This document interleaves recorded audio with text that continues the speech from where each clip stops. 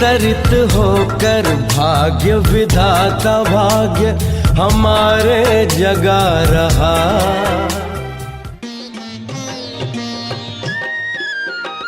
अभिवादन अभिनंदन, अभिवादन अभिनंदन, अतिथि विशेष हमारे। ओम शांति परगीन भाई। ओम शांति। वेलकम। बहुत बहुत आपका पुनः पुनः स्वागत है भाई और बहनों। 2 सप्ताह तो आप सब सुन चुके हैं हमारे परगीन भाई के। बहुत सुंदर तरीके से अपनी ही एक अलग शैली में आपने अनुभव की दास्तान सुनाई है। और जो बाकी का सफ़र है, क्योंकि पुराने भाई है, बहुत अच्छे सेवाओं में लगे हुए हैं, बड़ों के साथ का अनुभव है, तो आज हमें ये विशेष खुशी है कि तीसरा सेशन भी हो रहा है। वो समय हमारे लिए, एक बिजनेसमैन है आप, फिर भी हमारे लिए, क्योंकि बिजनेसमैन और बिजनेस में कोई अंतर ज़्यादा नहीं होता है, थोड़ा सा ही अंतर पड़ता है। जहाँ बिजनेसमैन की बात है तो वो बिजनेस हो ही जाती है, फिर भी उमंग उत्साह देखिए हमारे लिए समय निकालते हैं बड़ौदा परिवार को और विश्व की आत्माओं को अनुभव शेयर करने के लिए। तो आपका बहुत बहुत हम धन्यवाद अदा करते हैं। और प्रवीण भाई, भले आप शुरू करें आपका अनुभव। ओम शांति। तो ओम शांति सुनाई देता है आपको? ठीक, ओके। तो लास्ट टाइम हमने यहाँ तक बात की थी कि साउथ अफ्रीका का कहाँ से संकल्प हुआ, कैसे हुआ, और फिर वो प्रोग्राम कैसे बना। तो हम तो साइड में जैसे तालियां बजाने वाला था, एंथुसियास्टिक कि हाँ हाँ यू नो, कभी पण सोचा नहीं था ऐसे हो सकता है। और हमारे ब्राह्मण जैसे सेंटर्स खोलते वैसा नहीं था, बिल्कुल अलग था। सामने से हम जाते थे और जाने वाले थे, मान ना मान हम तुम्हारे मेहमान, ऐसे अलग अलग देशों में विदाउट इनविटेशन। तो ये शायद 2004-2005 में ये हुआ, ये प्रोग्राम बना, बाबा ने ब्लेसिंग्स दिया। फिर यहाँ आके केरिचो में रिट्रीट रखी। केरिचो माना ये जैसे आपका आसाम है ना, ग्रीन वो चाय बनती है, उगती है, वैसी यहाँ एक जगह है, चाय बहुत मीलों तक। तो वहाँ एक गुरुद्वारा बना था, बहुत अच्छा, 5 स्टार होटल जैसा। हमारे अंग्रेज भाई तो कहते थे कि 5 स्टार से भी अच्छा। तो वहाँ रिट्रीट रखी। तो दादी जब वहाँ आए तो उन्होंने बोला कि बाबा कहते थे बच्चे आपको बड़े बड़े मंदिर गुरुद्वारा मिलेंगे सेवा करने के लिए। तो उन्हों को वो याद आया। तो वहाँ मैं समझता हूँ 120 लोग आए थे अलग अलग अफ्रीका के देशों से, क्योंकि ईमेल भेजा था कि जिसको भी सेवा में जाना है समय निकाल सकते हैं, 3 मास 6 मास, वो आवे। तो आए। फिर उसके बाद ट्रेनिंग रखी, तो उसमें से शायद 23 लोग या 20 लोग तैयार होंगे। तो उन्हों को सिखाया कैसे क्लास कराना, कैसे कोर्स कराना। वैसे तो वो लोग कराते ही थे सेंटर्स पे, परंतु ये थोड़ा और ट्रेनिंग, सेंटर कैसे चलाना है। तो फरवरी 2005 तक तो थोड़े खुल गए 10 जगह पे सेंटर्स। तो हम मधुबन शायद फरवरी मार्च में गए थे। तो मधुबन से आए तो वेदांती बहन बोलती है आप जा सकते हो एक कंट्री में, वैसे मैं नहीं जा सकता हूँ कि 6 मास 3 मास, क्योंकि हम तो बिजनेस संभाल रहे थे। तो कहती है कि एक जगह पे प्रॉब्लम है थोड़ा, वैसे तो मैं सॉर्ट कर सकती हूँ, परंतु ये अभी लोकल लोग भी है और हमारी इंडियन बहन भी है, तो थोड़ा है। तो मैंने कहा बहन अभी तो मैं जाके आया मधुबन, अभी लास्ट वीक, अभी कहाँ ट्रैवल करूँ, मेरे को ये भागा भागी कूदा कूदी बहुत पसंद नहीं है। तो साल में 2 बार जाता था, कहाँ बार। तो फिर वीक 10 दिन के बाद निज़ार भाई आए। तो मेरे को फ़ोन आया, क्या कर रहे हो? मैंने कहा मैं लंच ले रहा हूँ, 2 बजा था दोपहर को। तो कहता है आ सकते हो सेंटर पे? मैंने कहा फ़ोन पे बात कर सकते हैं। तो कहता है नहीं तुम यहाँ आओ। तो हम सेंटर पे आए, बोलता है कि एरिट्रिया में एक प्रॉब्लम है। एरिट्रिया केनिया के ऊपर, इथियोपिया उसके ऊपर कॉर्नर में है, रेड सी, जिबूटी बाजू में, और छोटा सा है इथियोपिया के ऊपर। तो बोला कि वहाँ थोड़ा इश्यू है, तो आप जाओ, मेरे पास टाइम नहीं है। मैंने कहा देखते, अभी डिज़ार भाई को मैं ना नहीं बोल सकता था, तो मैंने कहा कि हम देखें प्लेन बुकिंग कब जा रहा है प्लेन। और तो बहन बोलती है कल सुबह में 9 बजे है। तो मैंने कहा अच्छा पूछूंगा, बुक वो जगह है तो बुकिंग करा है। तो डिज़ार भाई बोलता है तुम्हारा बुकिंग करा दिया है। पहले पूछता है कि जाएंगे, यहाँ आया तो बोला बुकिंग करा दिया है, तुमको जाना है। तो अभी क्या प्रॉब्लम है वो भी मेरे को मालूम नहीं है, क्योंकि वो ईमेल आया था, मेरे पास नहीं था कॉपी। तो शाम को उन्होंने भेजा सेंटर से, मैंने देखा ये तो संस्कारों की बात है। हमारी बहन थी वहाँ, वो जैसे घड़ी की तरह चलती थी, टक टक टक टक। और वो जो भाई उसके साथ 2 गए थे, तो एक भाई वो लेरी लाला था, और दूसरा ये बहन बहुत क्वाइट थी, और ये भाई बहुत बोलने वाला था। तो ये संस्कारों की बात थी। तो सुबह क्लास में आया, मैंने निज़ार भाई को बोला ये तो संस्कारों की बात है, इसको बुला लो वापस, ठीक हो जाएगा। तो फिर उसने सोचा, उसने बोला नहीं आप जाओ। अभी क्या है, यहाँ से मैं समझ 3 घंटा लगा था, उसमें से पौने घंटा तो वहाँ सूडान में खड़े रहे थे, कार्टून में। तो मेरे को है ना, पहले मैं जाता था बाहर तो एटलीस्ट 1 वीक 10 दिन रह के आता था। अभी ये 2 दिन जाना वीकेंड और वापस आना, टिकट कितने की? $800। और यहाँ से हम बॉम्बे आते हैं 5.5 घंटे, $500 की टिकट, 499।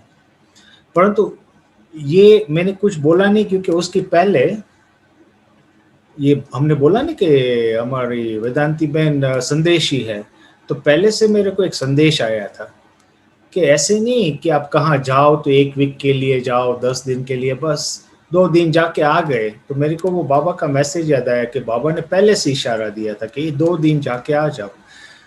तो हम वहाँ गए एरिट्रिया, जाके बातचीत की, दूसरे भाई को बोला आप वापस आ जाओ हमारे साथ। एरिट्रिया छोटा सा कंट्री है, छोटा सा शहर था, बहुत क्लीन था, वो लोग भी हमारे इंडियन जैसे लगते। तो मैंने तो एक को जाके बोला, हमारा सेंटर था ऐसी जगह पे जहाँ 1000 फ्लैट थे, फ्लैट माने अपार्टमेंट्स।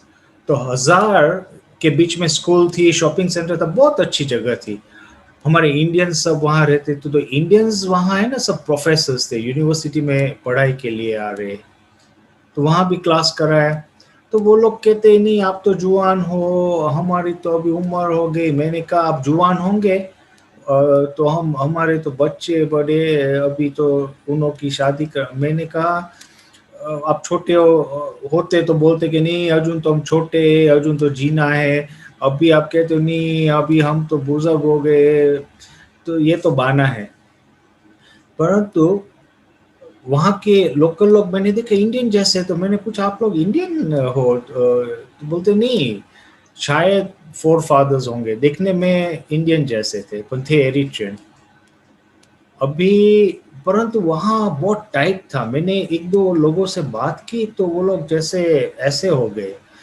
फिर हमको दीप्ति बहन ने बताया कि वहाँ जब गए शुरू में तो थोड़ा लोगों को बुलाया, इंडियंस को बुलाया, बोला लोकल लोगों को बुलाओ, प्रोग्राम रखा सेंटर पे। फिर बोला कि आप लोग नाम और एड्रेस लिखो। तो एक ने एरिट्रियन ने पूछा कि आप रजिस्टर्ड हो? तो बोला नहीं। तो कहता नहीं रजिस्टर्ड नहीं है तो हम नहीं कर सकते, यहाँ की गवर्नमेंट वो है वो पीछे पड़ जाएगी, उनको पसंद नहीं है। और मैंने देखा एयरपोर्ट पे भी बहुत वो लोग सीरियस, और जैसे भय का वातावरण था। हमारे शूज निकाले, ये किया वो किया, कितने डॉलर्स है, कितने लाए, कितने ले जा रहे हैं, तो थोड़ा भय का वातावरण था एयरपोर्ट पे। ड्रामा प्लान अनुसार हमारा प्लेन हम जिसमें गए थे वो एयरलाइन ही गिर गई, तो उसमें भी थोड़ा कॉम्प्लिकेशन हुआ। फिर हम वापस आ गए। 2 भाई थे, एक बहन, तो उस भाई को लेके आए यहाँ, उनसे बैठा, उनको समझाया, फिर उसको टांजानिया भेज दिया, दूसरे देश में बाजू में ही। बोला तुम वहाँ सेवा करो, वहाँ हमारा सेंटर है, अच्छा है, हमारी बहन चलाती है ललिता बहन, और लोकल लोगों की सेवा करो, क्योंकि लक्ष्य ही था साउथ अफ्रीका का लोकल लोगों को सेवा करने का। अभी 2-3 वीक या 1 मास के बाद वो बहन थी ना वहाँ, उसको वापस बुलाया। न्यूयॉर्क जाना था, वो एनसीसीसी रिट्रीट थी, तो सब नहीं जा रहे थे, परंतु ये इस बहन को, वेदांती बहन बोलती है कि मैं इसको ले जाऊं। वो आई यहाँ नैरोबी, परंतु उसका वीजा नहीं हुआ और रह गई। अच्छा, इस दरमियान मैं समझ तो 2-3 मास चले गए होंगे। तो मैं यहाँ था, तो ये बहन ने हमको यहाँ नैरोबी में वो आर्टिकल भेजा न्यूज़पेपर का, एरिट्रिया से। तो उसमें था कि वो लोग और धर्म वालों को पर्सिक्यूट करते हैं। पर्सिक्यूट माना उनको कंटेनर में लॉक कर देते हैं। तो ऑफिशियल धर्म वहाँ अलाउ है ऑर्थोडॉक्स क्रिश्चियन। ऑर्थोडॉक्स माना ये पुराने क्रिश्चियन जो इजिप्ट में है, इथोपिया में है, शायद मिडल ईस्ट में थोड़े होंगे, जेरूसलम में होंगे। दूसरा कैथलिक अलाउड है, कैथोलिसिज्म, और तीसरा मुस्लिम धर्म अलाउड है, बाकी कोई नहीं। तो जो प्रोटेस्टेंट है, क्रिश्चियन का ही ब्रांच है, उसको अलाउ नहीं है। तो जो भी प्रोटेस्टेंट थे फॉलो करने वाले, उनको लॉकअप कर देते थे। तो मैंने पढ़ा तो मेरे को लगा कि ये ठीक नहीं है, परंतु मैंने सोचा नहीं ये तो बाबा का काम है, चलेगा, क्योंकि अनुभव ही नहीं थे। तो अब तक तो क्या हुआ, 3 मास हो गए होंगे, तो ये बहन यहाँ वापस आई, और 2 वीक या 3 वीक के बाद वो हमको फ़ोन करती है कि समाचार देती है कि हमारा भाई जो वहाँ था किन्वा, उसको सिक्योरिटी वालों ने आके उठा लिया, सीक्रेट सर्विस। इंडिया में पता नहीं क्या होता है, NIS होता है या, पर तो ये अमेरिका में CIA है ना, ऐसा सीक्रेट सर्विस होती है। तो उसको उठा के ले गए। अभी उसको उठा के ले गए, और यहाँ नैरोबी में कोई था नहीं। वेदांती बहन गई थी न्यूयॉर्क, फिर लंदन में मीटिंग थी, और निज़ार भाई भी वहाँ गया था, तो यहाँ कोई बड़ा था ही नहीं। तो मैं एरिट्रिया जाके आया था, उसने बोला अब हम कर क्या सकते हैं। उसको तो उठा के अंदर बिठा दिया। तो मेरे को तो वो है ना, वो टेंशन या भारेपन आ जाता है। तो मैं तो भागा लोटस में। लोटस, हमारा जो लोटस फ्लावर है, उसमें मेडिटेशन रूम है। मैंने कहा ये तो अभी योग ही करना पड़ेगा, योगदान देना पड़ेगा। तो उस आत्मा को योग देने लगा। 1 दिन, 2 दिन, तीसरे दिन मैंने उस बहन को पूछा। वैसे यहाँ कोई बहन थी ही नहीं, कोई था ही नहीं। साउथ अफ्रीका में सब बाहर निकल गए थे। ये बहन तो यहाँ इसलिए थी क्योंकि उसको जाना था कहाँ, अटक गई। दूसरी बहन शायद होंगी क्योंकि उसको सूडान जाना था, उसका भी नहीं हुआ, तो 2 बहनें रह गई। तो मैंने कहा ये लोग ये तो नहीं सोच रहे ना लंदन में कि मेरे को भेजने को, तो क्या हाँ वो किसी को भेजने का तो नहीं सोच रहे हैं? तो हाँ बोला भेजने का सोच रहे हैं। मैंने कहा मेरा तो नहीं सोच रहे हैं। हाँ आपका सोच रहे हैं। मैंने कहा मैं वहाँ जाके क्या करूँगा, मेरा तो केनियन पासपोर्ट है, मेरे को अंदर डाल देंगे और केनिया की गवर्नमेंट कुछ नहीं करेगी। ब्रिटिश पासपोर्ट चाहिए, तो ब्रिटेन की गवर्नमेंट कुछ मदद करे। तो एनीवे ये, और लंदन में ये लोग कर रहे थे अपना। जो मार्कस भाई था साउथ अफ्रीका का, हमारा लॉयर एक भाई है, उसको बोला आप जाके एरिट्रियन एम्बेसी में कागज लिखो कि हमारा भाई वहाँ पकड़ा है, किस लिए पकड़ा है, क्या है। तो उसने नहीं किया। तो मार्कस ने बोला उसको तुमने कागज लिखा नहीं, अब भी उसको कुछ होगा ना, तुम जवाबदार हो। क्योंकि वो एक्सपीरियंस था साउथ अफ्रीका में अपार्टाइड में।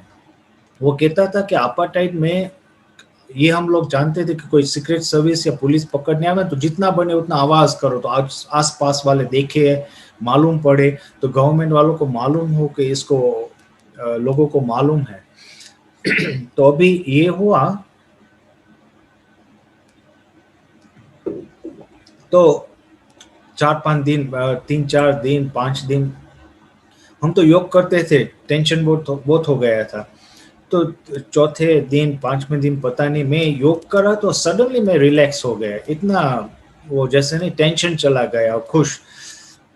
तो फिर मैं तो घर चला गया, और 3 बजे फोन आया कि इसको रिलीज कर दिया है। तो मैंने भाई को फोन किया सेंटर पे, मैंने कहा तुम अभी निकल जाओ वहां से, 24 घंटे में। वो कहता नहीं मेरे को 1 वीक दी है, मेरे को 1 वीक दी है कि आप 1 वीक में निकलो। मैंने कहा वो कहता है कि जो वहाँ थे सब कह रहे थे, उसको अंदर बिठा दिया था तो खाएंगा क्या, तो फ्रूट देते थे तो सब प्रिजनर उसको देते थे कि मैं नहीं खाता हूँ, कि तुम तो यहाँ होना ही नहीं चाहिए, तुम तो अच्छा काम कर रहे हो। जिसने अरेस्ट किया था उसने भी बहुत इंटरोगेट किया कि तुम किस लिए आए हो, क्या कर रहे हो, ये वो टिकड़ा टिकड़ा। तो उसने बोला जो बोलना कि हम ये करने आए हैं, मेडिटेशन सिखाने आए। मान नहीं रहे थे, फिर मान गए, फिर कहते तुम तो अच्छा काम कर रहे हो। तो उसको 1 वीक दिया, और जो इमिग्रेशन वाला था एयरपोर्ट पे लेके गए एस्कॉर्ट, तो वो कहते कि तुम ये हमको करना नहीं चाहिए, पर हम क्या करें, हमारी देश की परिस्थिति ऐसी है, यहाँ का राजा ही ऐसा है। तो वो भाई यहाँ वापस आया किनवा। तो हमने उसको पूछा कि आपकी कैसी स्थिति थी। उसको जब वहाँ अंदर बिठाया तो हमको मालूम था उसको टेंशन नहीं होगा, टेंशन हमको है क्योंकि हम बाहर है। हम उसको तो अंदर बिठा दिया, वो क्या कर सकता है। तो ये भाई कहता है नहीं मेरे को कोई चिंता नहीं थी, क्योंकि मेरे को तो मालूम है कि मैं तो कुछ कर नहीं सकता, आप लोग चिंता करेंगे। तो वो तो कहता मैं तो ठीक था। तो फिर मैंने दूसरा पूछा कि आपको ऐसा अनुभव होता था कि लाइट आ रही है आपको। तो कहता है हाँ मेरे को ये बहुत अनुभव होता था, जब मेरे को सेल में डाल दिया तो मेरे को अनुभव होता था कि लाइट आ रही है, लाइट आ रही है। तो ये मैंने प्रश्न इसलिए पूछा क्योंकि हम लोटस में बैठ के वो योग करते थे, बिंदी रखते थे और लाइट का प्रकाश ऐसे देते थे उस आत्मा को और उस सारे एनवायरनमेंट को। तो ये कंफर्मेशन करने के लिए कि नहीं हमारा पहुंचता है या नहीं पहुंचता है। तो उसने बोला नहीं मेरे को रियलाइज हुआ कि ये मनसा सेवा, ये योगदान कितना इम्पोर्टेंट होता है। वो कहते हैं मेरे को बहुत अच्छी फीलिंग आती थी, मेरे को अंदर बिठा दिया था। दादी को भी लंदन ये सब थे तो बताया था, तो दादी भी बहुत खुश नहीं थी ये हुआ। तो फिर उसको यहाँ बुला लिया, वो आ गया। फिर मेरे को रियलाइज अभी होता है कि पहले जो बहन गई थी वहाँ सर्वे करने के लिए, उसने ठीक रीति से सर्वे नहीं किया, क्योंकि उस देश में बहुत टाइट कंट्रोल है। हम तो इतने सालों से केन्या में रहते हैं, तो केन्या में तो फ्रीडम ऑफ वर्शिप है, फ्रीडम ऑफ एसोसिएशन है। तो हमारे पॉलिटिशियन 70s में कहते थे यहाँ तो फ्रीडम है, freedom of worship, freedom of association. तो मैं सोचता था ये क्या फ्रीडम ऑफ एसोसिएशन, मतलब मिलने का फ्रीडम है, जिसमें मानना है मानो। परंतु जब अफ्रीका में सब जगह सेंटर्स खुले तब मालूम पड़ा सब देश में अलाउ नहीं करते, बहुत रिस्ट्रिक्शंस होते हैं।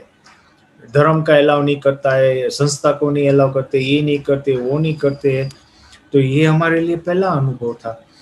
परंतु अभी ख्याल आता है, क्योंकि बाद में साउथ अफ्रीका के शायद 4-5 साल के बाद हमको नॉर्थ अफ्रीका में इन्वॉल्व किया।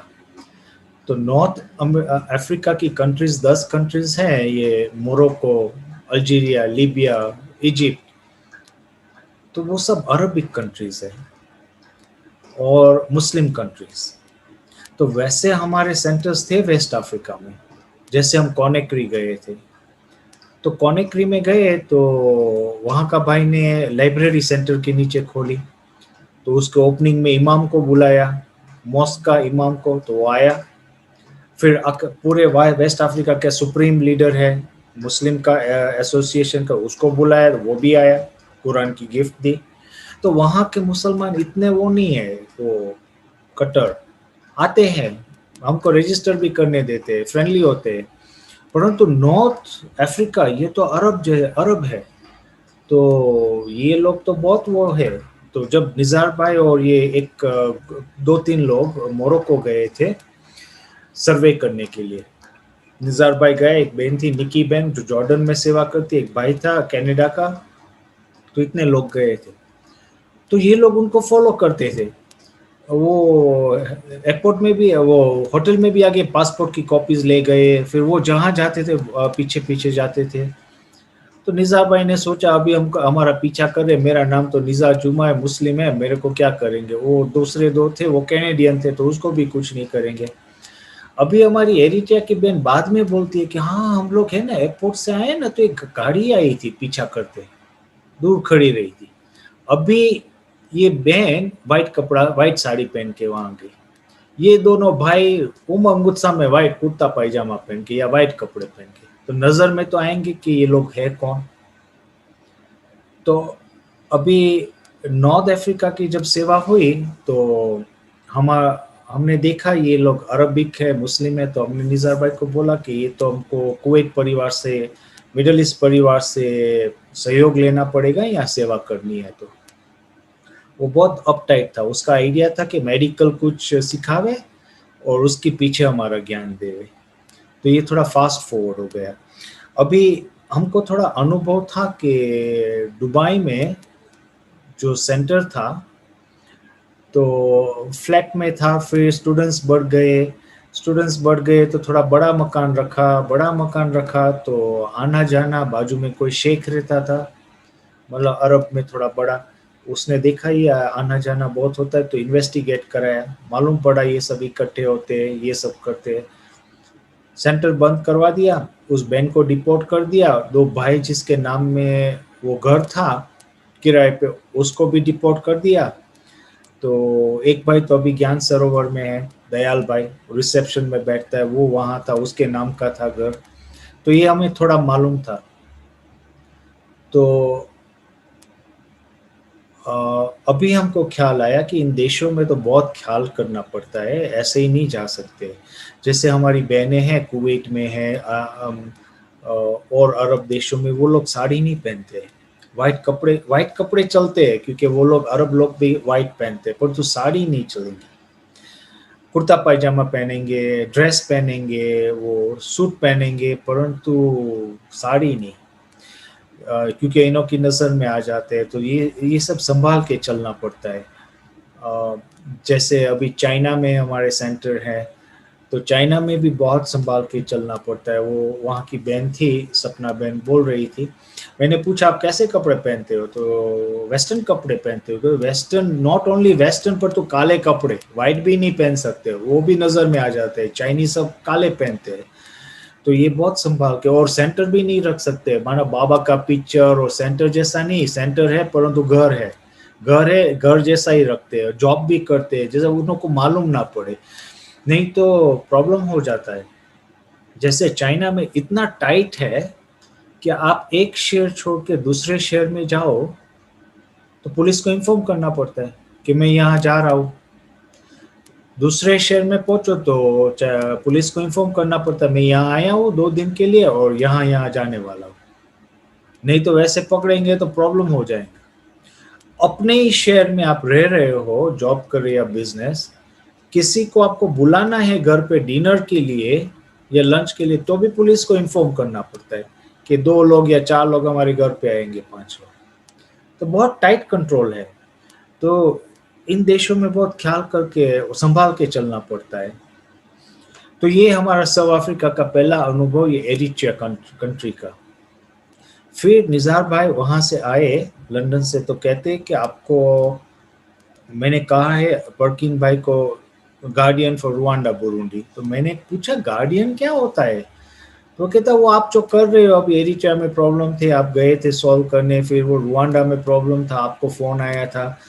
तो क्या है, रुवांडा बाजू में कंट्री है, तो वहाँ हमारा भाई गया था यहाँ से, फ्रांसिस, वो इंग्लिश क्लास का। तो एक मास की बाद मेरे को फ़ोन करता है, मैसेज भेजता है कि आप तो दादा हो, आपको थोड़ा उसने लिखा कि यहाँ ठीक नहीं चल रहा है सब कुछ। तो मैंने फ़ोन किया कि क्या है, तो अभी है ना वहाँ फ्रेंच स्पीकिंग कंट्री था, ये यहाँ का गया हुआ, तो वो तो स्वाहिली और इंग्लिश बोलता है। तो वो कहता है हम लोगों को सेंटर पे ला सकते हैं, परंतु हमारे साथ जो भाई है ना वो फ्रेंच स्पीकिंग है, परंतु वो बिजनेस की बातें करता है। तो वो नहीं, इंडिया में जैसे वो लक्ष्य का कुछ प्रोजेक्ट था वो मधुबन में, तो ऐसा कुछ, तो माना क्वेश्चनेस के आप नेटवर्किंग के, आप एक को बनाओ मेंबर, दूसरे को बनाओ, तीसरे को, तो आपको कमीशन मिलता है, ऐसा कुछ बिजनेस था। तो मैंने कहा आप उसको समझाओ ना, काम यहाँ किस लिए आए हैं। तो फिर वो कहता है नहीं, मैं उससे बात करता हूँ, तो वो मेरे को कहता है तुम कौन हो, मैं तो टीचर हूँ, तू तो स्टूडेंट है, क्योंकि वो थोड़ा सेंटर पे रहा हुआ था। मैंने कहा नहीं, आप उसको प्यार से समझो। वो कहता नहीं, वो मैं कहता है मैं तो एनसी हूँ 2 कंट्री का नेशनल कोऑर्डिनेटर, तुम कौन हो मेरे को समझाने वाला। कहता है कि हम केनियन एम्बेसडर को मिलने गए, हम ब्रह्मा कुमारी की बात कर रहे हैं, तो वो आके बिजनेस की बात करता है, क्वेश्चनेस भी करता है। तो हमने कहा ठीक है। तो निज़ार भाई आए लंदन से, हमने बताया कि यहाँ ऐसा हो रहा है, तो फिर उन्होंने निर्णय लिया कि दूसरे भाई को वापस ले ले। तो ये सब शुरू की बातें है। शुरू में ऐसे इश्यूज होते थे, संस्कारों का प्रॉब्लम और ये। तो हमको बोला कि आप गार्डियन हो 2 कंट्री के। तो अभी बुरुंडी बाजू में, वो बीच में है, अफ्रीका के बीच में, बहुत छोटी सी कंट्री है। वहाँ हमारा भाई गया था, यहाँ का पास्कल करके, और दूसरे भी थे 1-2। तो वो मेरे को पहला ईमेल भेजता है, 1 साल हो गया है साउथ अफ्रीका को। तो वो बोलता है कि साउथ अफ्रीका का अगर लक्ष्य था सेंटर खोलने का और लोकल लोगों की सेवा करने का, तो वो हमने अचीव कर लिया। अब दूसरा लक्ष्य है कि अपने पाँव पे आ जावे, तो वो लोकल लोग आते परंतु भंडारी में कुछ नहीं डालते। तो अभी भंडारी को भरना है तो इंडियन की सेवा करनी होगी। तो पहले इन्हों को, मैं तो ट्रेनिंग में था नहीं, तो शायद बोला होंगे कि लोकल लोगों की सेवा करो, क्योंकि लक्ष्य था कि लोकल लोग ही संभाले सेंटर्स, मन अफ्रीकन लोग।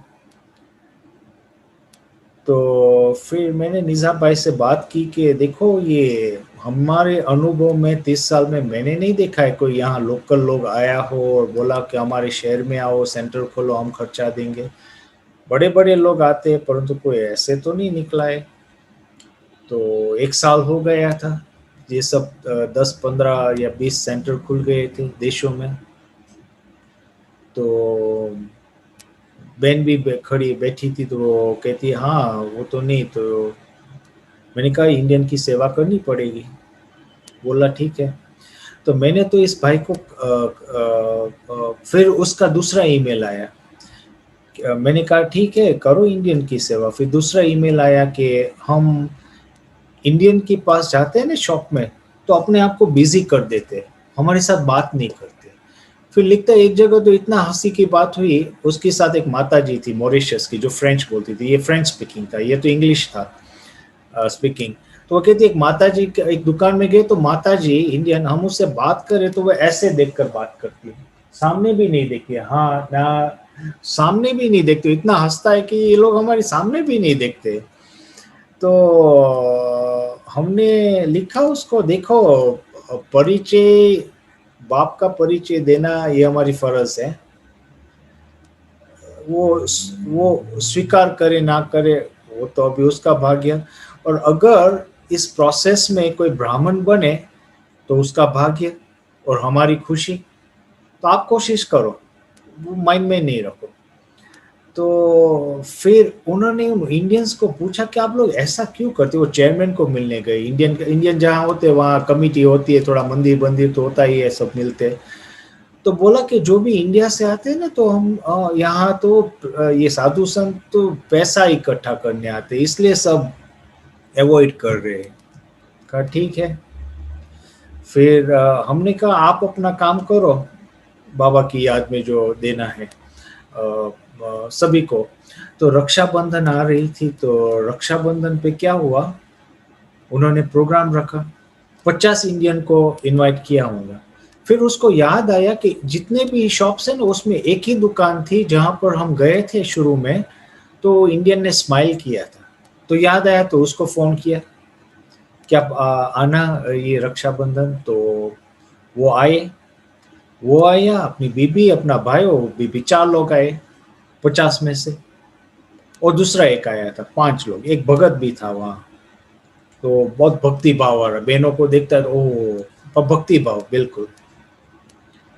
तो उन्होंने कोर्स किया, नहीं, वो रक्षाबंधन का प्रोग्राम किया। फिर बोला कि आप कोर्स करेंगे, तो बोला हाँ। तो रोज शाम को आने लगे, कोर्स किया, मुरली पे आ गए। फिर हमको ईमेल आता है कि ये लोग मकान बना रहे हैं, तो 3 माल का, तो ये नीचे का एक सारा फ्लैट हमको देना चाहते हैं सेंटर के लिए। अभी जो मकान हमने रखा था 600 का था, परंतु बहुत पुराना, कुछ नहीं था उसमें। परंतु वहाँ यूनाइटेड नेशंस की ट्रूप्स थी और ये वो, तो महंगाई बहुत थी, मुरुंडी बहुत महंगा था, तो कुछ नहीं था उस घर में। फिर भी तो हमने तो वो फिर वो भाई लिखता है कि आप आओ, ये ऐसी गिफ्ट लेना, हमको मालूम नहीं पड़ता है क्या करे इस गिफ्ट को। तो वेदांती में तब साउथ अफ्रीका में थी, तो हमने तो फोन किया निज़ार भाई को कि यहाँ भाई निकला है, कपल निकले हैं, उसको तो हमको मकान देना है। अब देखो वो इंडियन सामने देखने नहीं तैयार थे, और ये महाराष्ट्रन कपल था, उसको विचार आया क्योंकि उसका बेटा इंडिया में पढ़ रहा था, थोड़ा आड़ाई कर रहा था। माता जी को ऐसे लाइट का अनुभव हुआ, वो कहती है कि ये सब हमारे बच्चे लोग पता नहीं क्या करेंगे, हम इससे अच्छा है बाबा के कार्य में लगावे। तो फिर यहाँ आई वेदांती बहन, फिर हम लोग गए बुरुंडी और रुवांडा। तो पहले तो मेरे को डर लगता था क्योंकि ऐसे सुना था, पता नहीं कैसी जगह है, क्या है नहीं है, तो थोड़ा ऐसा ऐसा होता था। तो बुरुंडी गए, परिवार को मिले, बहुत अच्छी जगह वो लोग दे रहे थे हमको, अपनी रीति से, सेंटर की रीति से बनाया। फिर दूसरा हम रुवांडा भी गए, वहाँ भी रहे। तो ये सब कहानियां हैं शुरू की। तो उसके बाद रुवांडा में भी अच्छा चलने लगे, लोकल लोग भी निकले, धारणा युक्त निकले, ब्राह्मण बने। जो धारणा युक्त होते वो ब्राह्मण।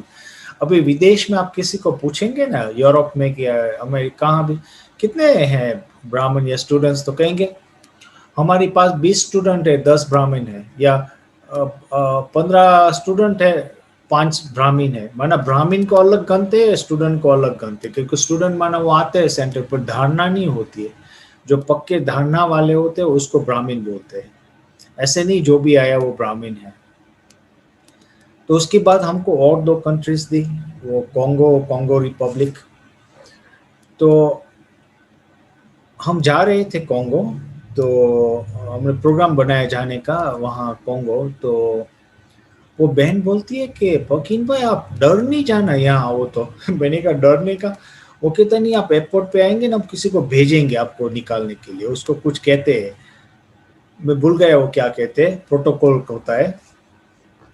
कहता वो स्वाहिली जानता है, अभी मैं तो फ्रेंच जानता नहीं हूँ।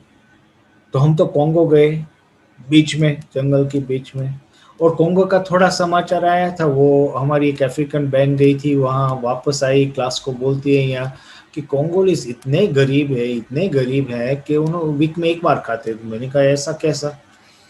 तो हम कॉन्गो गए, बहुत पुराना एयरपोर्ट था, परंतु वो प्लेन में मैं पहला पैसेंजर था जो निकला।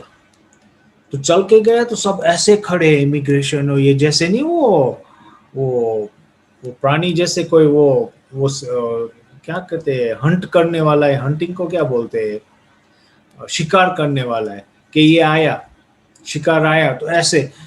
तो मैं देखूं ये सब मेरे सामने ऐसे देख रहे हैं। फिर वो काटसा करके था, आदमी आया, वो कहता है पासपोर्ट दो। मैं अभी है ना, हम कभी भी ट्रैवलिंग करते तो पासपोर्ट किसी को नहीं देते, उस पर तो बहुत ख्याल रहता है। बैग तो इधर उधर हो जाए, पर छोटी बैग तो बिल्कुल टाइट रखते हैं, कहाँ वो इधर उधर हो जाए, हमारे डॉक्यूमेंट सब है तो बहुत प्रॉब्लम हो जाएगा। फिर ये बेन ने बताया था, तो मैंने कहा अच्छा, तो वो स्वाहिली, वो कह तुम तो स्वाहिली जानते? मैंने कहा हाँ। तो वो कह तुम्हारा पासपोर्ट दो। फिर ये बेन ने बताया था, मैं काटसा हूँ, तो मैंने दे दिया। हमको एयरपोर्ट के बाहर ले गए। तो एयरपोर्ट के बाद ये जैसे रेलवे स्टेशन होता है, वो ट्रेन, वो सामान की ट्रेन आती है, गोडाउन होते हैं, गोडाउन माना वेयर हाउस, पता नहीं इंडिया में क्या बोलते हैं, ऐसा लगा। फिर हमने देखा वो क्राउड आया, अंदर से आवाज करते करते वो क्या कर रहे हैं ये लोग, बैग्स खोल रहे। तो बैग्स भी नीचे, स्टैंड भी नहीं था। मैंने कहा पता नहीं ये कैसी जगह है ये। तो थोड़े वो बहन हमको बोलती है कि नहीं, ये लोग तो थोड़े समय के बाद वो टैग्स लेने आए हमारे बैग के। तो फिर मैंने थोड़ी समय के बाद देखा वो बैग लेके हमारी जा रहे हैं बाहर। मैंने बहन को बोला ये हमारी बैग्स लेके कहाँ जा रहे हो? नहीं कोई बात नहीं, सेंटर पे सब कुछ मिल जाएगा हमको। पासपोर्ट मैंने बोला होगा वो भी मिल जाएगा। तो हम लोगों को वहाँ फेंस से निकाला, वो चिकन वायर, पता नहीं इंडिया में क्या कहते, वो नहीं वायर की फेंस होती है जैसे आप खेती में डालते हो, तो फेंस ऐसे उठ के अंदर से बाहर। मैंने कहा ये तो पहली बार दुनिया मैंने देख रहा हूँ कि ऐसे निकलते एयरपोर्ट से। हाँ, वो कंट्री। तो वो बहन बोलती है, अरे पकीन भाई एक बार तो मैं यहाँ एयरपोर्ट पे थी, वो आया आर्मी का, मेरे को बंदूक कैसे किया। तो मैंने तो कहा बाबा, तो मैंने कहा पता नहीं ये कैसा देश है, ये तो नो लॉ एंड ऑर्डर। गाड़ी में बैठ के जा रहे हैं तो जितनी भी गाड़ियां सामने आ रही है, टूटी फूटी, आग में अर्धी जाली जली हुई, एक लाइट टूटी हुई। मैंने कहा ये तो यहाँ वॉर हुई थी। वो जो वहाँ का राजा था मोबुटू सेसे सेको, उसको निकालने के लिए सब कुछ हुआ था। इसमें तो वेस्टर्न पावर्स का भी कुछ हाथ होता है, ये 90s की बात है, तो वो तो दूसरी बात है, वो इंटरनेशनल पॉलिटिक्स। तो हम जा रहे हैं तो वो बहन बोलती है, पकिन अब इतनी गर्मी वहाँ नदी के वो था, वो कहते हैं पकिन भाई अपनी विंडो बंद रखो, आपकी ये दरवाजा बंद रखो। मैंने कहा क्या, वो कहते हैं वो पुलिसमैन है ना, अंदर बैठ जाएगा गाड़ी में। मैंने कहा फिर वो क्या निकलेगा नहीं, पैसा नहीं देंगे तब तक। मैंने कहा अच्छा, बंद किया सब कुछ बंद। तो वहाँ हम गए सेंटर पे, तो सेंटर तो अच्छा था, परंतु वो बहन की थी, वकील भाई यहाँ तो नीचे निकल के 7 बजे के बाद चल भी नहीं सकते। क्यों? अरे लूट लेंगे, और लोग, वो चोर नहीं लूटेंगे तो पुलिस लूट लेगा। मैंने कहा कैसा देश है ये, पुलिस लूट लेगा। तो फिर वहाँ क्लास में तो 20 लोग इकट्ठे हो गए, लोकल लोग। फिर परिचय के लिए क्लास तो कराया। फिर हमने पूछा आप लोग क्या करते हो, तो एक कहता है मैं आर्मी में हूँ, और 6 मास से मेरे को जॉब नहीं है। दूसरा कहता है मैं आर्मी में हूँ और मैं पढ़ रहा हूँ। मैंने कहा ये कैसे कि आर्मी में हूँ और मैं नहीं, अनएम्प्लॉयड हूँ, मैं आर्मी में हूँ। तो बोलते ही नहीं, 1 साल से किराया, वो तनख्वाह ही नहीं दिया, सैलरी ही नहीं दी है।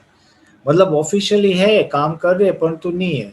दूसरी एक बहन थी फॉरेन ऑफिस में काम कर रही थी, ग्रेजुएट। तो आप तो कहते हाँ मेरे को जॉब है, $30 सैलरी है। अभी $30 तो हम यहाँ काम वाले को भी जास्ती देते हैं केन्या में, उससे डबल ट्रिपल।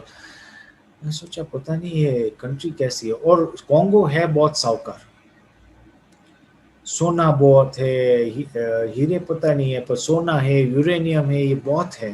और सब माइनिंग करके ले जाते हैं, बहुत बड़ा देश है। तो ये कॉन्गो का अनुभव। तो फिर बाजू में देश है, नदी है, और बाजू में दूसरा देश है। तो नदी में अगर स्पीड बोट में जाओ ना तो 10 मिनट लगता है क्रॉस करने में। तो हम लोग वहाँ गए, वहाँ सेंटर खोला था ब्राज़ाविल में। तो आप देखो कॉन्गो, किंगशासा, और आप देखो ब्राज़ाविल, तो आसमान जमीन का फर्क। यहाँ सब टूटा फूटा, और यहाँ सब कुछ क्लीन स्मार्ट, कोई भय नहीं, और इतना सिस्टमेटिक। मैंने कहा सिर्फ 10 मिनट वो बोट राइड में इतना फर्क। वहाँ ऑयल भी निकलता था, तो हमने देखा यहाँ वहाँ आप रात को 10 बजे भी चलो कोई नहीं टच करेगा, वहाँ बिल्कुल अलग। तो ये बहुत कॉन्ट्रास्ट था यहाँ और वहाँ में। तो दूसरा कि हमारी वो जो बहन थी ना, वो छोटी बहन थी, वो हम क्रॉस कर रहे, तो वो किसी ने हमको अटका दिया, पूछने लगे ये वो, हमको भाषा आती नहीं। वो फिर बहन आई, क्या प्रॉब्लम है, मैंने कहा पता नहीं ये क्या बोल रहा है। वो क्या आप लोग जाओ, मैं निपटा के आती हूँ। छोटी बहन थी 30 साल की। तो फिर आई, तो मैंने कहा आपने क्या किया। वो क्या 20 फ्रांक दे दिया। 20 फ्रांक बना पता नहीं 2-4 रुपया या 5 रुपया तो हो गया। मैंने कहा ये तो पोची हुई बहन है, यहाँ हमारे बाजू के देश की थी, टांजानिया। परंतु ये सब थे ना फ्रेंच स्पीकिंग कंट्रीज। तो फ्रेंच स्पीकिंग कंट्री वहाँ ब्राज़ाविल के बॉर्डर पे कुछ पता नहीं क्या हुआ, तो बहन वेदांती बहन माथा मारती है उससे, और उनको चाहते थे कि हम पैसा डिक्लेयर करें, तो समझ में नहीं आता था। और हमारे साथ जो माता जी थी मॉरिशस की, उसको फ्रेंच आती है। मैंने कहा आप खड़े खड़े देख रहे हो वहाँ वो माथा कुट का, आप जाके बात करो ना फ्रेंच में क्या चाहते हैं। तो ये हमने देखा कि जो मॉरिशस से आए थे सब भाषा जानते थे, परंतु हमारे जैसे एग्रेसिव नहीं है। तो ये गुजराती है ना, ये सब हमने अनुभव से देखा कि गुजराती थोड़े वो धक्का मार के काम कर लेते हैं, हाँ, माथा मार के काम कर लेते हैं। और वो लोग मॉरिशस का बैकग्राउंड है, बिहार से आए हुए, तो वो ठंडे होते हैं, वो माथा नहीं मारते, कुछ एग्रेसिव नहीं होते। तो ये था कॉन्गो ब्राज़ाविल। अभी ब्राज़ाविल में बहुत कम इंडियन है, किंगशासा में जास्ती है, क्योंकि वहाँ जास्ती कमानी है, जास्ती तो हमारे इंडियंस बहुत थे वहाँ। तो ये अलग देश। अभी उसके बाद हमको दूसरा एक देश था जो बाद में मिला के एंगोला करके। अभी एंगोला इतना महंगा देश, 1.5 रूम का अपार्टमेंट, सिटिंग रूम $2,400। अरे भाई हम कमा थोड़े रही है ओ, क्योंकि वहाँ ऑयल बहुत था। तो दूसरा हमने देखा अफ्रीका में कि जब हमने ये साउथ अफ्रीका किया कि जो भी देश में डायमंड्स थे, ऑयल था, तो वहाँ लड़ाई थी 15 साल, 17 साल, 20 साल, और यहाँ एंगोला में 27 साल। तो 27 ईयर्स से वॉर चल रही थी। तो वो भाई उनको परिचय देता है बाबा का, भगवान का। तो वो कहते भगवान जैसी चीज ही नहीं है, भगवान कहाँ था, यहाँ 27 साल से हमारी वॉर चल रही है। और वो था पोर्चुगीज स्पीकिंग कंट्री, बिल्कुल टूटा फूटा हुआ। तो ये हमने रियलाइज किया कि जहाँ भी वॉर, डायमंड्स होता है, ऑयल होता है, वहाँ वॉर होती है, और अमेरिका के साथ समझौती कर लो तो वॉर बंद हो जाती है। तो लाइबेरिया में भी ऐसा था, वेस्ट अफ्रीका में, सीरिया लियोन में भी ऐसा था। तो सीरिया लियोन में हमारी 2 छोटी बहनें गई, 30 साल की, एक 20 साल की। तो मालूम पड़ा वहाँ ना तो लाइट है ना तो पानी है। तो निज़ार भाई आए तो मेरे को बोलते कि आप ये देश आप संभालो। हमने कहा ठीक है। वो बहनों से बात की तो हमने कहा कि देखो आपके पास लाइट नहीं है तो जनरेटर डाल दो। बोलते नहीं पकीन भाई बाजू वाला देता है, फिर हमको ये खर्चा होगा। मैंने कहा खर्चा का नहीं सोचो, आप रख दो। अभी 2 छोटी छोटी बहनें हैं, टूटा फूटा हुआ देश है, हम उसके गार्डियन है। गार्डियन माना पालना देने वाले, सपोर्ट देने वाले। कोई प्रॉब्लम हो तो वो हमको पूछ सकते हैं, हम फोन करेंगे, तबीयत ठीक है, सेवा ठीक है। हमारा लक्ष्य था पहले जाके एक स्थान रखना, मॉर्निंग क्लास शुरू करना, उसके लिए प्रोग्राम करो, लोगों को परिचय दो बाबा का, मॉर्निंग क्लास शुरू करो, फिर उसके बाद 3rd स्टेप अपने पाँव पे हो जावे सेंटर। ये हमारे लक्ष्य थे। तो अभी जो छोटी छोटी बहनें हैं, मैं यहाँ केन्या में बैठा हूँ इतना कंफर्टेबल, मैं इनों की क्या, मैं तो बोलूँगा पर मैं इनों के लिए क्या कर सकता हूँ पालना। फिर हमने सिर्फ उन्हों को बोला कि देखो आप लोग अमृत वेला करते हो ना, तो बोला हाँ। हमने बोला आप अमृत वेला बिंदी को याद करो, बिंदी को याद करो, ये याद रखो कि पूरे देश में तुम दोनों के सिवा और किसी को परमात्मा का ना तो परिचय है ना तो कनेक्शन है उनसे। आप देखो क्या कमाल होती है।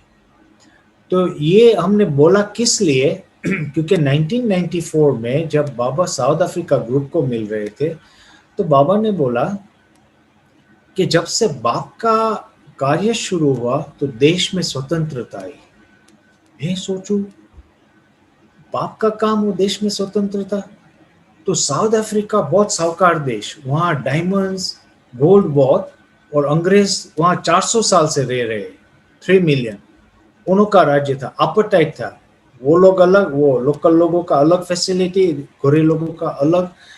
तो वो उसको नेल्सन मंडेला को तो अंदर ही रख दिया था 27 साल। तो फिर हमारा मंथन चला। फिर 96 में बाबा ने बोला रशिया ग्रुप को कि जब से बाबा का काम शुरू हुआ तो फ्रीडम आई देश में। तो उसके पहले रशिया में फ्रीडम नहीं थी, कम्युनिस्ट कंट्री थी। कम्युनिस्ट माना नो गॉड, और भगवान जैसी चीज ही नहीं है, ना तो मंदिर ना तो मॉस्क ना तो चर्च, सब कुछ बंद, नो नॉट अलाउड, धर्म है ही नहीं। तो बहुत टाइट था, जैसे अभी चाइना में वो बहुत टाइट, वो लोग वो फ्लैट्स होते हुए एक बूढ़ी माता बैठती थी, देखती कौन आता है कौन जाता है, पुलिस स्टेट उसको बोलते हैं, पूरा कंट्रोल।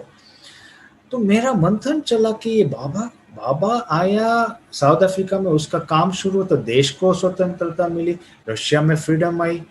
तो हमारा थोड़ा मंथन चला कि वैसे बाबा 36 में आया, 36-37, तो उसके पहले सारी दुनिया में राज्य अंग्रेजों का ही चलता था, गोरे लोगों का। इंडिया ब्रिटिश के नीचे था। इजिप्ट, मिडल ईस्ट, ये सब, कुवैत, ये सब ब्रिटिश के नीचे था। ईरान, ये सब कुछ ब्रिटिश के नीचे। केनिया, ईस्ट अफ्रीका हमारा, केनिया, युगांडा, टांजानिया ब्रिटिश के नीचे। वहाँ साउथ अफ्रीका वालों तो गोरे लोगों ने लड़ाई करके रखा, ब्रिटिश से ले लिया। डच लोगों ने वेस्ट अफ्रीका, नाइजीरिया, गाना, बाकी जो देश थे अफ्रीका में मेजोरिटी फ्रांस का के राज्य चल रहा था। एक दो देश मोजाम्बिक, एंगोला में पोर्चुगीज था। एक स्पेन के नीचे था, इक्वेटोरियल गिनी। यूरोप तो था ही उनके हाथ में। नॉर्थ अमेरिका में ब्रिटिश थे, कनाडा में ब्रिटिश और फ्रेंच, साउथ अमेरिका में स्पेन और पोर्चुगीज। तो सारी दुनिया पे उसका कब्जा था। और फिर मैंने सोचा ये लोग ब्रिटिश क्यों कहते हैं कि इंडिया के लिए कि it was the crown, it was the jewel in the crown of the British empire. क्योंकि मैं 77 में आया इंडिया में, तो मेरे को तो ऐसा कुछ लगा नहीं। मैंने सोचा यहाँ तो कुछ नहीं है, मतलब बहुत गरीबी थी ना। वो हरिद्वार आदि गए तो हम देख भी नहीं सकते थे, इतनी गरीबी। तो ये ब्रिटिश क्यों उसको ज्यूवल कहते हैं, in the crown of the British Empire. तो वो जब गांधी मूवी देखी तब ख्याल आया कि सॉल्ट की फैक्ट्रियां बंद कर दी थी। सॉल्ट आएगा यूके से। तो आप पता नहीं आप लोगों किसी ने सॉल्ट की फैक्ट्री देखी हो या नहीं देखी हो। तो सॉल्ट की फैक्ट्री में कुछ नहीं होता है। हमारे पास एक ब्राह्मण के पास था यहाँ मोम्बासा में, तो सॉल्ट ऐसे वो पानी निकालते दरिया का, वो सुखाते तो सॉल्ट निकलता है, उसमें क्या टेक्नोलॉजी चाहिए। परंतु नहीं, वो बंद कर दिया।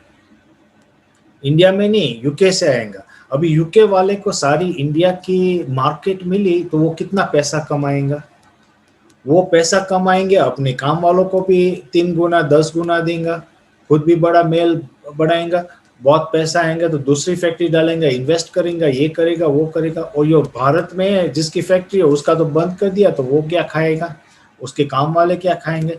इसलिए भारत गरीब होता गया और ये लोग साहूकार होते गए, क्योंकि उनके पास पैसा नहीं था। ये तो 500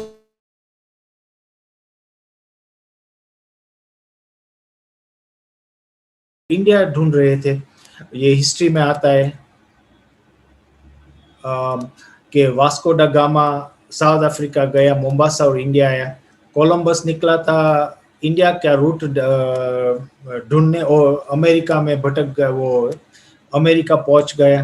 तो हम सोचते थे कि ये सब इंडिया के लिए क्यों रूट ढूंढते हैं, तो इंडिया में कुछ होगा तब तो सब इंडिया आने चाहते थे ना, ये अंग्रेज, ये यूरोपियन सब।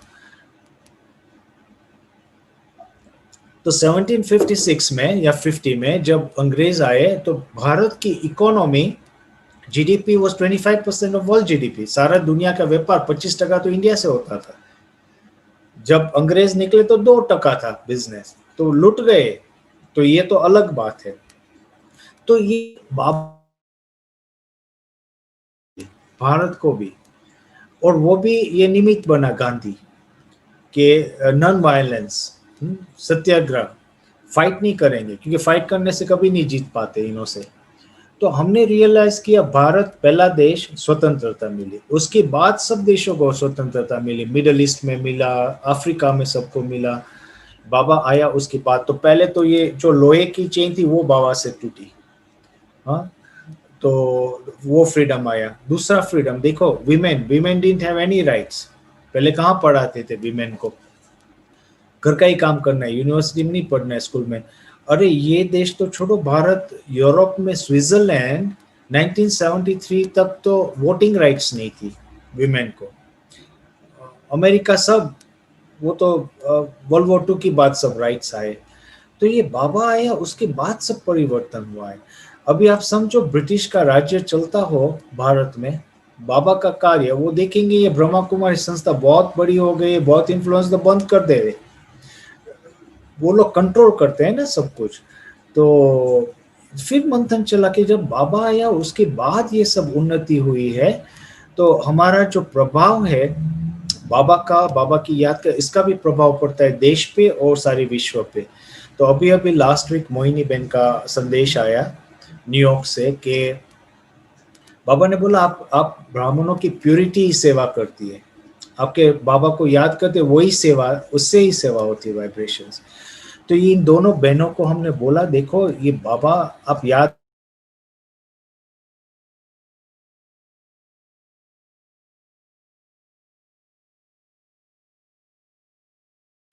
तीन मास 6 मास में पानी आने लगा, लाइट आने लगी, सारे देश में परिवर्तन होने लगा।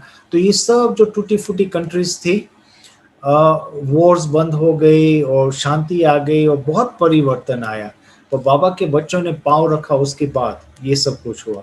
और निज़ार भाई बोलता है कि वो साल में अफ्रीका का बहुत कर्जा था वेस्टर्न कंट्रीज में, तो बहुत कर्जा माफ कर दिया उन्होंने। तो वो बोलते हैं कि बाबा की नजर थी, क्योंकि जब इतने सेंटर खुलने लगे, इतनी सफलता मिलने लगी, हम तो कहते हैं निज़ार भाई कॉन्ग्रेचुलेशन, वो कहता है मेरे को नहीं, वाह, वो कहता है काम वो कर रहा है, सब हमको कॉन्ग्रेचुलेट कर रहा है। वो कहता है इतनी सफलता मिले पॉसिबल नहीं है, इतनी सफलता के 2 साल में 40 देशों में सेंटर खुल जावे, ये सब कुछ हुए। और 2 साल के बाद अपने पाँव पे भी आने लगे अलग अलग रीति से। कई जगह जैसे कोंगो में इंडियन पढ़ने नहीं आते पर सहयोग देते, कभी कभी आते, वो कहते नहीं नहीं बहन आप सेंटर नहीं बंद करो, बल कोंगोलीज पढ़े, हम सहयोग देंगे, हम किराए पढ़ने का देंगे। तो वेस्ट अफ्रीका में सिंधीज बहुत है, वो लोग का भी सपोर्ट रहता है। तो अलग अलग देशों में अलग अलग रीति से चलता है। कई जगह वो जो सेंटर पे रहने वाले वो लोग जॉब करते हो, सेंटर चलाते हैं। तो ये सब अलग अलग अनुभव हुए हमको। और दूसरा कि हम करते जाते हैं तो अपने आप सब कुछ वर्कआउट होता है, नहीं तो हम पहले से सोचेंगे कैसे खर्चा निकलेगा, कैसे सेंटर चलेगा, तो नहीं होता है। ये देश की भाषाएं अलग थी, बहुत कुछ था ये देखने जावे, परंतु बाप का काम है तो हुआ। 40 देशों में सेंटर खुल गए। तो फिर मिडल ईस्ट में नॉर्थ अफ्रीका की बात आई तो हमने बोला कि वो कुवैत फैमिली से हम करें, तो वहाँ की बहन यहाँ आई थी, शेखा करके अरब बहन। तो हम रिट्रीट में थे, हम थे निज़ार भाई बहन हो वो, तो वो कहती है कि हमारा हस्बैंड पूछता है कि यहाँ सिर्फ आपके पास ये लेडीज ही होती है, टीचर, आर्टिस्ट, ये कोई सॉलिड नहीं होता है, कोई बिजनेसमैन या ऐसा कुछ। तो हमने बोला निज़ार भाई को इनवाइट करो, वो आएगा। तो उन्होंने प्रोग्राम्स रखे, उसको इनवाइट किया, तो उसको इनवाइट किया, मैंने कहा मैं भी आ रहा हूँ कुवैत। तो कुवैत के साथ वहाँ जाके हमने बातचीत की कि हमारी नॉर्थ अफ्रीकन कंट्रीज में उसमें आप सेवा करो, अरब कंट्रीज है, अरब स्पीकिंग है। तो वहाँ की बहन वजिया थी, जो बाबा ने 2 बार याद किया था अव्यक्त बाबा ने कि सबसे हिम्मतवान, क्योंकि इनों का वो बहुत वो है, मुस्लिम कंट्री है ना, इस्लामिक कंट्री। तो वैसे वो लोग कहते हैं कि अरब को ज्ञान देना सहज है, जो कन्वर्ट हुए ना वो बहुत डिफिकल्ट है उन्हों को ज्ञान देना। अरब लोग तो सुनेंगे, उन्हों को कोई प्रॉब्लम नहीं है। और ये जिबूटी अरब कंट्री थी, वहाँ भी हमारे जो भाई बहन गए थे उन्होंने देखा, आप अकेले में बात करेंगे और सुनेंगे, और अरब होंगे तो इधर उधर करेंगे। तो वजिया हमको बोलती है कि वैसे हम रजिस्टर कर सकते हैं सेंटर, परंतु पार्लियामेंट में मालूम पड़े फंडामेंटलिस्ट तो धमाल करेंगे, तो हम तो उसके बच्चे, हमको कुछ नहीं करेंगे, परंतु ये सीरिया के स्टूडेंट है, ईरान से आए हुए, सबको निकाल देंगे देश से। तो वहाँ जास्ती करके हमारे सीरियन स्टूडेंट्स थे कुवैत में, परंतु कुवैत से आसपास के देशों में बहुत सेवा हुई। वो लोग लिविंग वैल्यूज़ कराते हैं, जैसे ये स्कूल की वैल्यूज़, फिर कोर्स कराते तो सिर्फ 3 लेसन देते हैं, आत्मा, परमात्मा और मेडिटेशन, और चौथा कर्म, उसके आगे बढ़ते ही नहीं है। बहुत लगे कि वो आ रहे हैं ठीक है, तो फिर मधुबन ले जाते हैं या ऑक्सफोर्ड रिट्रीट सेंटर, वहाँ फिर और परिचय देते ऐसे वायुमंडल में। और कुवैत तो वैसे भी highest, one of the highest, पहले तो हाईएस्ट पर कैपिटा इनकम थी, तो बहुत साहूकार है, लोग भी अच्छे हैं। तो जैसे हमारी जॉर्डन की बहन बता रही थी कि वो हाई लेवल पे सोसाइटी आप वहाँ करो सेवा ठीक है, पर नीचे जाओ तो प्रॉब्लम हो जाता है, क्योंकि वो फिर कट्टर होते हैं, तो संभाल के सेवा करनी पड़ती है, परंतु सेवा होती है ये सब देशों में।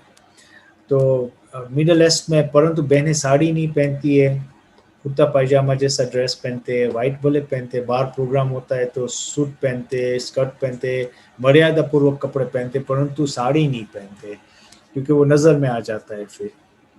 तो ये बाबा का तो काम। और वहाँ फिर सेंटर नहीं बोलते, ब्रह्मा कुमारीज बिल्कुल नहीं बोलते, वहाँ तो कहते हैं centre for self development. Centre self development में क्या करते हैं, पॉजिटिव थिंकिंग सिखाते हैं, स्ट्रेस फ्री लिविंग सिखाते हैं और मेडिटेशन भी सिखाते हैं। हमने अफ्रीका में सेंटर्स खोले तो नाम रखते थे सेंटर दो पे, मतलब शांति का स्थान।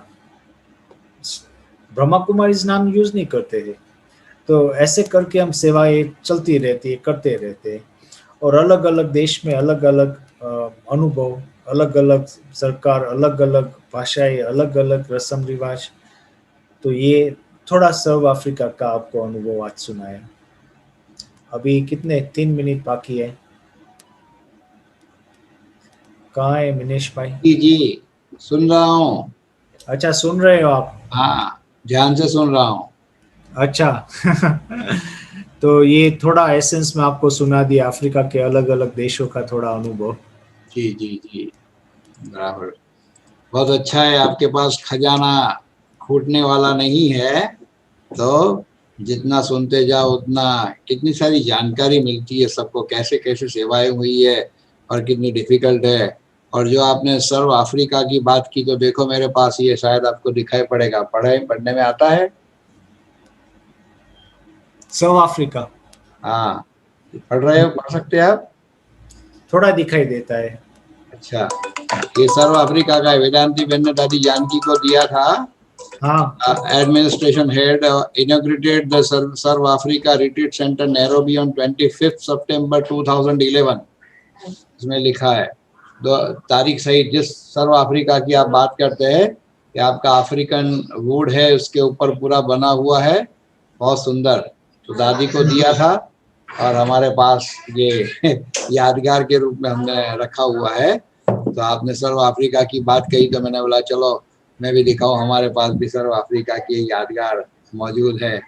बहुत अच्छा, ठीक है। आपकी बातें सुन करके बहुत सारी बातें पता पड़ी कि कितनी तकलीफों के बाद सेवाएं वहाँ होती है और कितना उमंग उत्साह होता है, कितना रिस्क भी उठाना पड़ता है और कितना युक्ति से चलना पड़ता है, मैं कहूँगा, तब जाके ये सेवाएं इन देशों में होती है, हुई है। और आपने भी आपका योगदान कितना दिया है, हाँ जी का पार्ट कैसे, आप तो वंडर है, बहुत अच्छी बात है। तो चलिए डॉक्टर साहब, आप अगर सुन रहे हैं तो आप भी जरा वीडियो ओपन करें अगर आप मौजूद है तो। हेलो,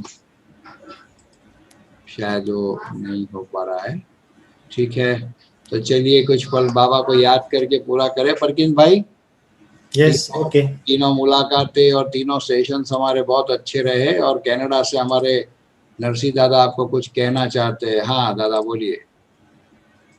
हाँ, परकिन भाई ने जो सब कुछ बताया, और मेरा सजेशन जनरल है कि जो देश सब स्वतंत्र हुए और परकिन भाई ने बताया, वो जो अभी कभी हमने ऐसा कुछ जगह पढ़ा नहीं, तो परकिन भाई ना जो एक्सपीरियंस है वो कहीं भी ऐसा लिखना चाहिए मिनेश भाई, अथवा तो प्रकाश ऐसा डालना चाहिए जी कि बाबा की कितनी पावर है।